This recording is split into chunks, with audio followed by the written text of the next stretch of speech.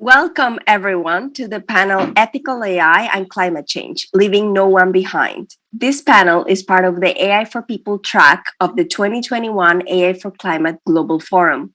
My name is Lucia Troches. I am the Global Forum Director, and it's a pleasure to be here with you today.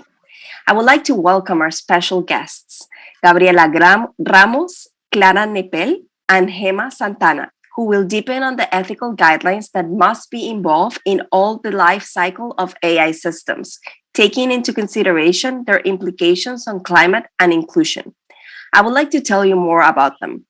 Gabriela Ramos is the Assistant Director General for the Social and Human Sciences of UNESCO, where she oversees the contributions of the institution to build inclusive and peaceful societies. Her agenda includes the achievement of social inclusion and gender equality, ethics of artificial intelligence, and more. Her work to promote gender equality earned her the 2017 and 2018 Forbes Excellence Award, as well as being included as part of Apolitical's 100 Most Influential People in Gender Policy in both 2018 and 2019. Now, moving forward to Clara. Dr. Clara Neppel is responsible for the growth of IEEE's operations and presence in Europe, focusing on the needs of industry, academia, and government. As the European head of the world's largest technical professional organization, Dr. Neppel is dedicated under a scientific and technological prism to supporting and advancing human-centric and sustainable innovation. Dr. Neppel is also a member of many supervisory boards around Europe. And last but not least, our interviewer for today's session, Gemma Santana is an expert sustainability advisor for the AI for Climate Initiative and former director of the 2030 Agenda for Sustainable Development at the Office of the Presidency in Mexico. She is a social and public entrepreneur. She has 15 years of experience in international organizations, civil society organizations, the private sector, and government. She is a social entrepreneur in different organizations where she has worked. Her commitment to society led her to become a social entrepreneur, and she founded companies Transform and Ecotienda GDL. Gabriela, Clara, and Gemma, thank you for joining us today. I would like to pass you the microphone to start with this conversation. Gemma, go ahead. So we have different questions here about AI and climate change, about ethical AI and climate change, leaving no one behind. Dear Gabriela Ramos, what are the impact assessment standards that states should adopt to effectively assess the direct and indirect environmental impact of AI systems through their life cycle, carbon footprint, the energy consumptions and the environmental impact, etc.? Tell us, please, what are your perspectives about this?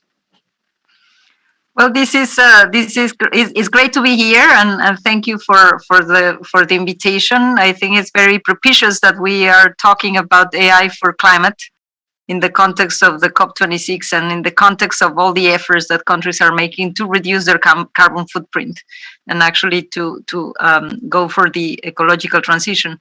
So is the fact is that yes, you need standards and you need regulations and you need legislation, but first you need awareness.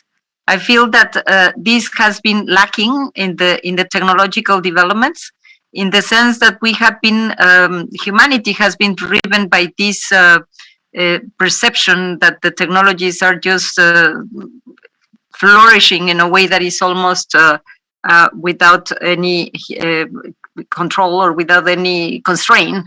The reality is that we need to think about what kind of impact they have. And this is what UNESCO has been doing with the recommendations on the ethics of artificial intelligence. And what do you mean by ethics? You mean how do we ensure that the outcomes of the technology are inclusive? How do we ensure that they are sustainable? And how do we really frame the developments of these technologies in a way that help address the challenges of humans and not the other way around? And I was proud to see that when we were developing the recommendation that had to do with fairness, with inclusion, with diversity, with really ensuring that the technologies benefit all, that in the conversation at the global scale that we advance for the recommendation, many groups of people, many NGOs were saying, what about climate? And I think this awareness need to first recognize that these technologies are high intensive in energy consumption. We know that running language data models, training them might require the equivalent of 125 trips from Beijing to New York. We know that energy intensive models are also increasing in terms of their consumption. And we know, and this has been also proven, the great problem that we are having with the resource materials, the natural resource materials that are required to construct the kind of instruments that we need for these technologies to operate. So first, we need to document that.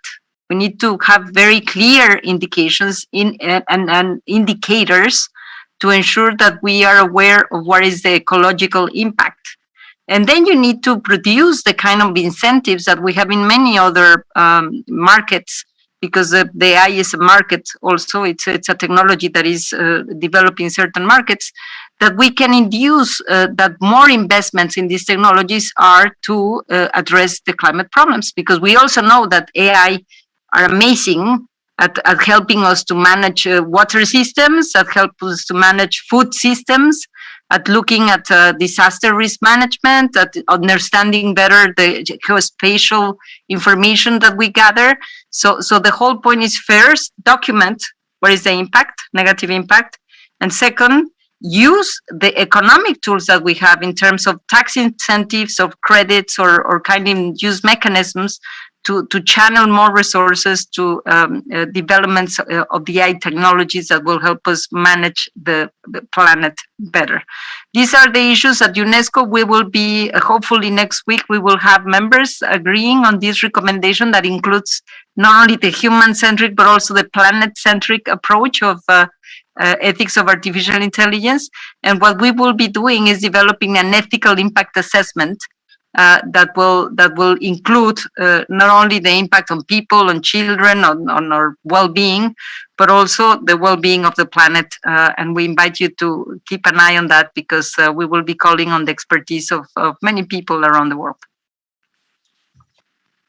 Thank you, Gabriela. You told us very important things to think about it.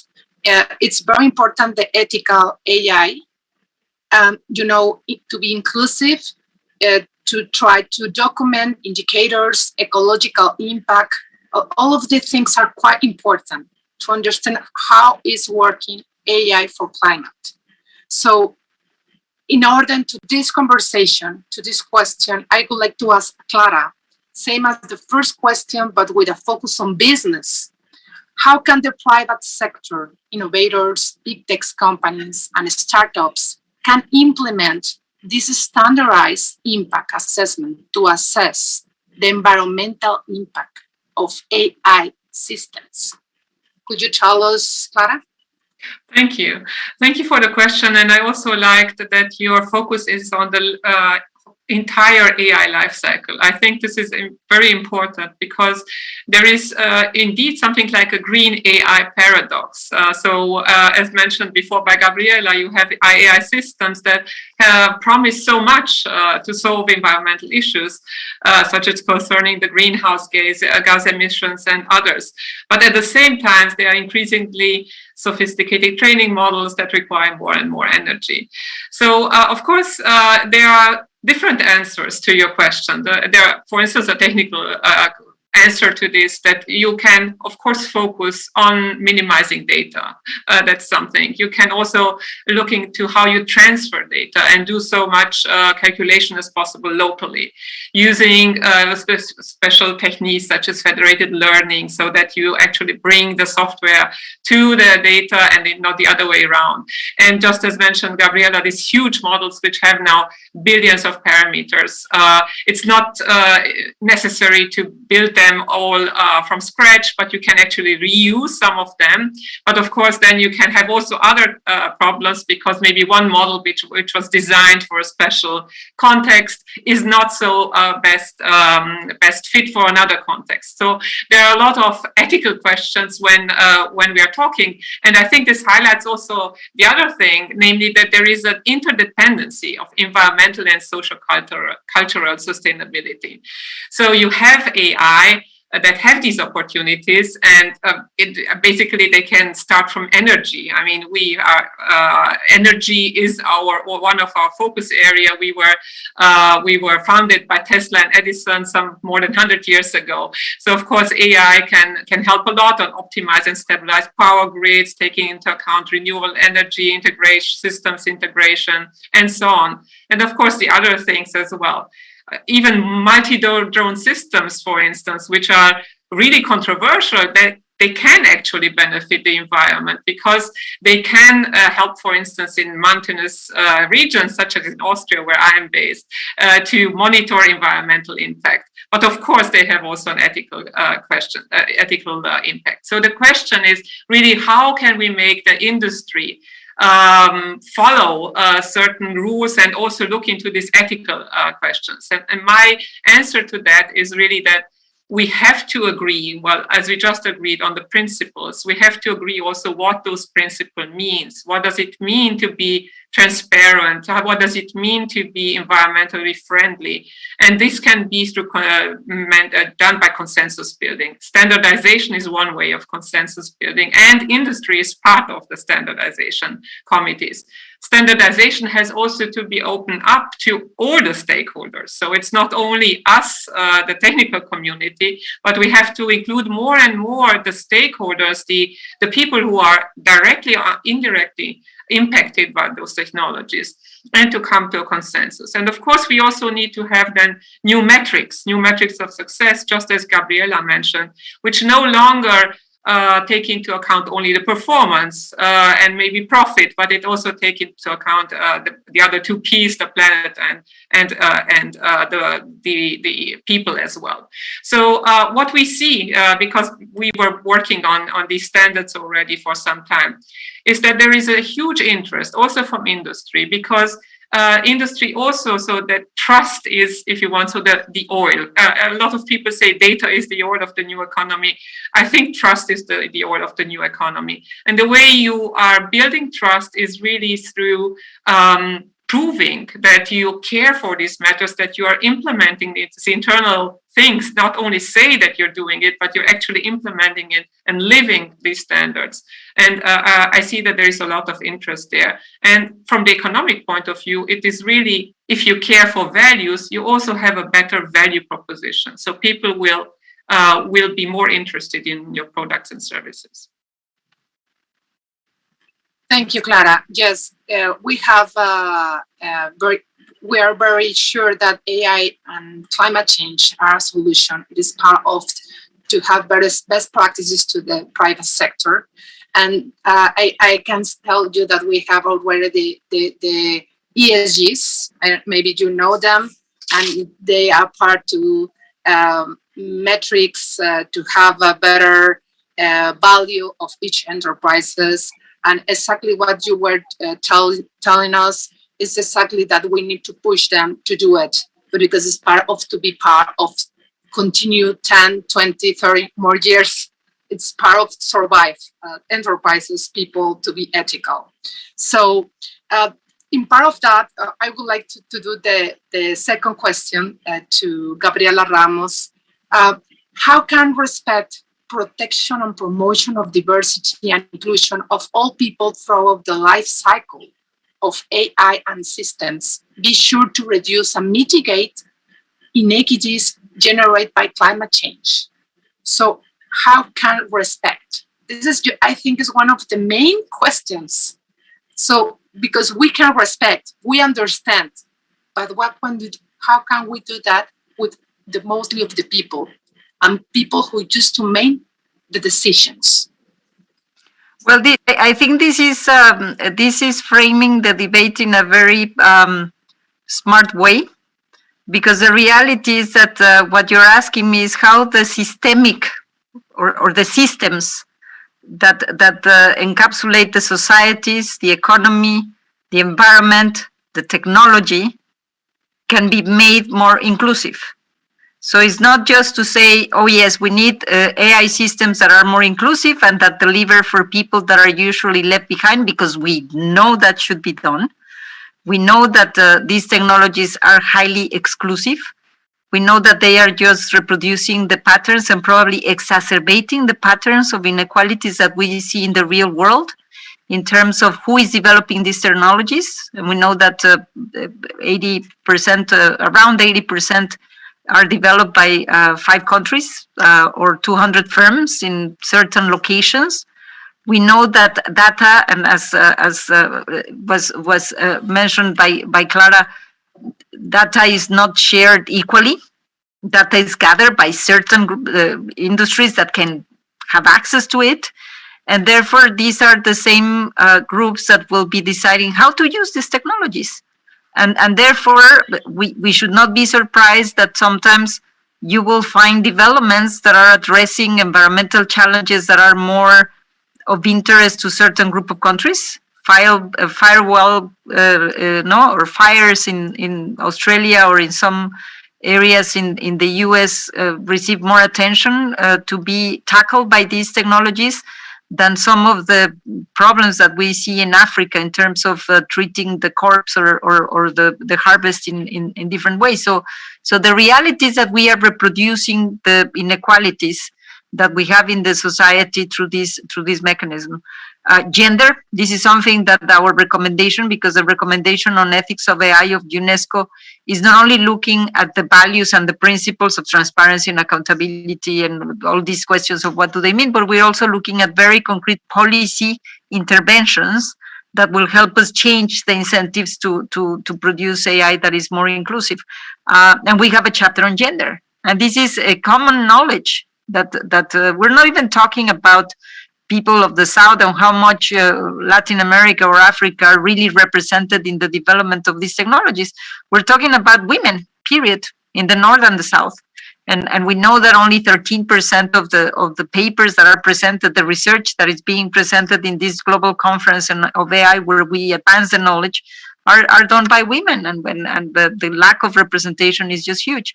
So the point here is that if we are just translating an unequal world to the digital world, what is happening is that those that are being left behind will remain left behind. And therefore, the answers that we need to provide for a climate transition that is fair and that is inclusive will not be achieved. And therefore, you need to look for these systemic questions, you need systemic answers. Of course, we need to address the question of inequalities in the world, period. Of course, we need to promote inclusive development. But we also need to recognize that there are vulnerable groups that are going to be or are being more hard hit by climate events or are less prepared, because this is exactly what happened with COVID. The group that are less prepared to resist, that have less financial leverage, that have less access to the technologies, that have less knowledge of how to handle this very complicated world in which we live, are the ones that are hit the hardest. And therefore, the answer is that we really need to ensure that the business model of these technologies changes, that is more inclusive, that we make sure for a start to have more representation of women, that we make sure for a start that they also have more linguistic diversity, that we make sure that it's also developed in the South, and more than anything, because I agree that trust, Clara, I agree that trust is the new currency, but the reality is that a new market is being developed through the data-intensive technologies. If you don't have the data, if you cannot gather the data, if you don't know how to train the data, if you don't have the data scientists, we are out. And therefore, the concerns, the views of the indigenous communities, of those lagging behind, are not going to be put at the table when these technologies are going to be advancing certain solutions. So it's a question of really trying to redress the situation as we know it.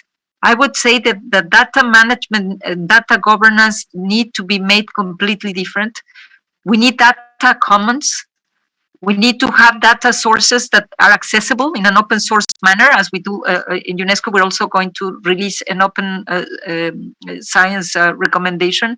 But more than anything, we need to understand how the inequalities of the real world are just being reproduced by the technological world, making it worse, and therefore leaving people behind. And it's not sustainable from the social or environmental point of view. Thank you, Gabriela. You tell us something very important. A systemic question needs a systemic answer. So you tell us different tipping points: gender, inclusive, open source.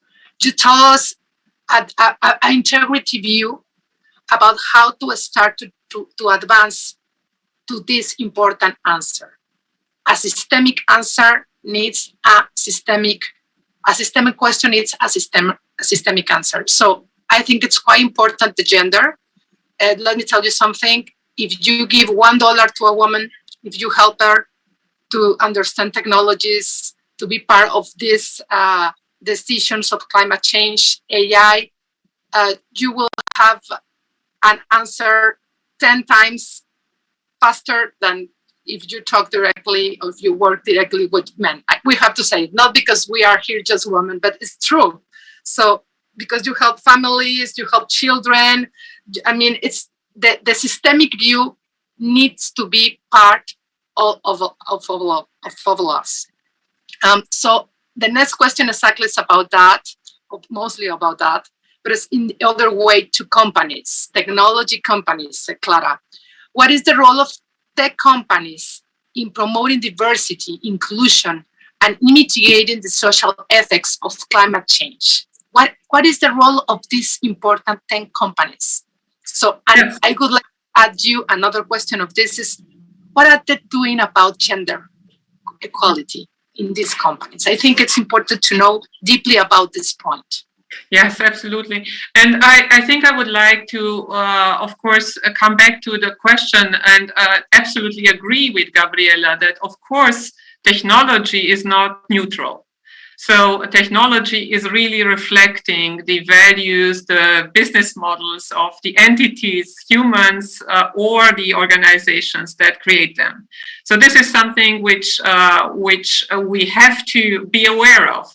And of course, if the business model is on optimizing the number of likes or the number of followers, and not, let's say, the safety of children by protecting them from certain unwanted content, for instance, then this is something which has to be taken into account. And here, some of the internal measures that we see, of course, internal ethics boards and so on, they are important because basically you need to build up an internal governance mechanism. So that is, if you say so, without this, this cannot work. But it is necessary, but it is not sufficient, because you actually need to have an independent assessment. You need an independent body, a neutral body, who is, especially in these high-risk areas, when it comes to social impact, when it comes to environmental impact, you need an independent oversight. And this can be done by certification, by conformity assessment. So when we are looking into how we want to achieve something, this is something as I would like, is like a recipe of how you build, how you are cooking, a good meal. But actually, when you are then assessing the meal, you're actually tasting it, you don't care how it was done, but you want to have a good meal. So you basically have to have both sides. You have to have an agreement how to do this internally, but then you also have to have the measurements and oversight mechanisms so that to make sure that the environment and the social systems are protected. And I would also like to really say that I think that a lot of it is, of course, related to power. And I think that with AI, I mean, also with all the insights that AI can create, because AI really has a lot of potential to bring, even create new knowledge and knowledge that can be used as a hypothesis to develop new solutions. It's also important that I'm deeply convinced that this is going to result in disruption. And I think that this disruption can be also used to resolve some of these existing inequalities. I think otherwise we will not manage. It is a historical opportunity to reset these existing relationships in order to distribute power and this power and information asymmetries more equitably and thus promote social justice. I think this is the only way you can protect people's dignity and maintaining cultural diversity and protecting the environment. Thank you so much, Clara. What about this, Gabriela? What can you tell us about this? And specifically, what are the actions that could lead member states to move towards the development of ethical AI systems that promote compliances with the SDGs and leave no one behind? You know, SDGs in Mexico and around the world have a lot of challenges with COVID, with all the things that we are living right now. But we need to create this AI systems to push to achieve these important goals for, sustainable development. Well, let me say that I always feel that there is this technological determinism, no? That it comes from somewhere. The technologies come from somewhere, and they are developed, and we cannot touch them, because if you try to regulate them, you will stifle innovation, no? As if it were, and sometimes you hear that in terms of thinking that these platforms or these technologies are incipient, no, very infant industries that you need to protect from the economic point of view, which is not true, because there really is. We know that they have become too big to govern, and too big to understand, and too big to control. But I feel that we have the tools to ensure that they are developed for delivering positive outcomes, and also is not only the positive outcomes. We need to have the regulatory frameworks, because regulation matters and policy matters, and the governments are the ones that have the duty of care. And therefore, for the downsides of the technologies, of course, we need to enact the right regulations to ensure that the downsides are controlled. I have to say that sometimes it looks like we still need to build the rule of law in the digital space.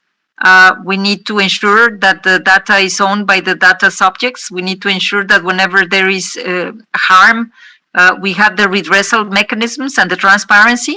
And I know that sometimes when you think that an algorithm deliver a recommendation that then deliver harm to certain groups, of course, they will claim that the IPR should be protected. But the reality is that when there is harm, we need to prioritize the redressal and the protection of people. So on the downsides, it's a regulatory framework, it's the policy interventions, it's the tools that we have. And I feel that what is happening here is that we are ignoring those tools. We are ignoring how much we need to regulate the downsides of these technologies. But for doing that, we also need to invest a lot in the capacities of governments. Regulators are always lagging behind the development in markets. It happened in the financial sector. It happened in the 2008 crisis with these derivatives that regulators were not equipped to understand. You can imagine what happened with the algorithms that are, of course, proprietary, but also that require a level of skills to understand what is happening that is huge. So I feel that we need to invest in the capacities of governments to really influence the way these markets are being shaped, because the one that define how markets evolve are the governments. You have tools, for example, like the public procurement. It's huge. You can use the public procurement for good, to incentivize that these technologies develop solutions for the challenges we're facing. You have the tax systems, the credit systems, as I mentioned at the beginning, the incentives for companies to channel more investments into AI that will deliver for good. But the other fact is that the rule of law should be respected online. And we cannot continue with lack of transparency or with lack of accountability that often characterized many of the systems. How do we change that? Well, I guess that the civil society is powerful. I guess that we need to engage the civil society in the conversation, and this is also something that the recommendations on ethics of UNESCO is pursuing. But also because we need to ensure that the way these technologies are evolving are delivering better outcomes for people and better outcomes for the whole system. So I feel that we need to redress this thinking that regulatory frameworks are going to be damaging the innovation. And by the way, there are geopolitical considerations. If governments like the US or now China is cracking down on the big tech, have not decided to impose more limits, is because there is a geopolitical competition. I feel that if citizens get stronger in terms of their claim for protection from the downsides of the technologies, for our children, for our youth, for everybody, I feel that we will be with much better outcomes. Thank you, Gabriela. You told us again a lot of actions, and I would like to add just one. It's about communication. Communication, it's quite important to tell people, civil society, how they can use this information, all of this to accelerate ethical AI systems.